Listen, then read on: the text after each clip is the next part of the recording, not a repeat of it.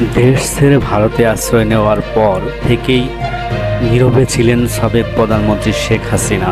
তার দলের নেতাকর্মীদের কেউ পালিয়ে গেছেন, কেউ আত্মগোপনে। দিশাহারাহীন আওয়ামী লীগ নেতাকর্মীদের মনোবল ঠিক রাখতে নিয়মিত সাক্ষাৎকার আর বক্তব্য দিয়েছেন শেখ হাসিনা পুত্র সজীব ওয়াজেদ জয়।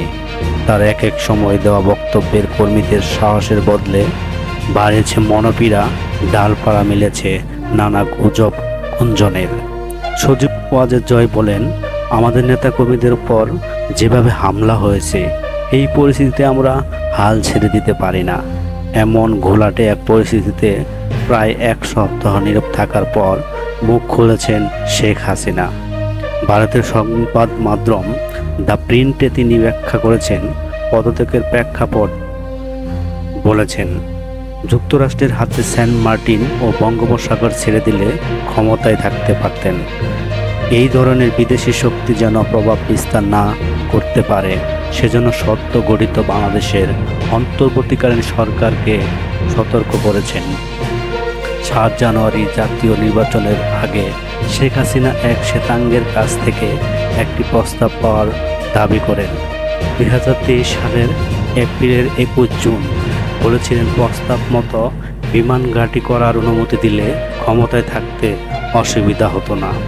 পদত্যাগের কারণ বলতে গিয়ে শেখ হাসিনা বলেছেন, ছাত্রদের প্রতিবাদ কর্মসূচিতে হামলায় লাশের মিছিল আর সহ্য করতে পারছিলেন না। তার দাবি, এই সিদ্ধান্ত না নিলে আরও লাশ পড়ত, সম্পদ ধ্বংস হতো। দলীয় নেতাকর্মীদের উদ্দেশ্যে দেওয়ার বার্তায় শীঘ্রই দেশে ফেরার কথা জানিয়েছেন শেখ হাসিনা। দাবি করেন, নিজে হেরে বাংলাদেশের জনগণকে জিতিয়ে গেছেন। জনগণের সমর্থনেই ক্ষমতায় থাকলেও তারা যখন চায়নি, তখন নিজে থেকেই সরে যাওয়ার দাবিও করেন তিনি। এদিকে ভারতে অবস্থানরত শেখ হাসিনার অন্য কোনো দেশে আশ্রয়ের ইতিবাচক সাড়া না মেলায় আপাতত সেখানেই থেকে যাওয়ার সিদ্ধান্ত নিয়েছেন।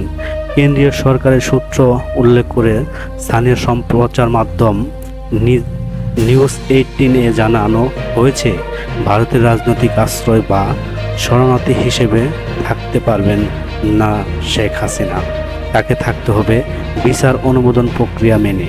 আপাতত তাকে নয়াদিল্লির কাছেই কোনো সেফ হাউসে রাখার ব্যবস্থা করা হয়েছে ভারত সরকার।